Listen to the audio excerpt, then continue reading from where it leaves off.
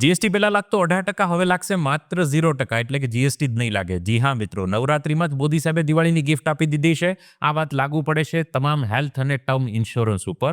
એટલે કે પહેલા જે ઇન્સ્યોરન્સ 23,600 રૂપિયાનો થતો હતો, એ ઇન્સ્યોરન્સ હવે સીધો થઈ ગયો 20,000નો. વ્યક્તિના બચી ગયા 3600 રૂપિયા, કેમ કે જીએસટી 18%ની જગ્યા પર હવે લાગશે 0%. અહીંયા વાક સમજવાની એ જરૂર છે. લોકો એવું કહે કે અમારે આની શું જરૂર છે, આ તો મોટા લોકો હોય ને, પૈસાવાળા હોય ને, એના માટે કામનું છે. ભાઈ તમને જણાવું, લાખો રૂપિયાનું હોસ્પિટલમાં જ્યારે બિલ આવે ને, ત્યારે મોટા લોકો પાસે બિલ ભરવાના પૈસા હોય છે, મધ્યમ વર્ગીય અને નાના વ્યક્તિ પાસે જ નથી હોતા.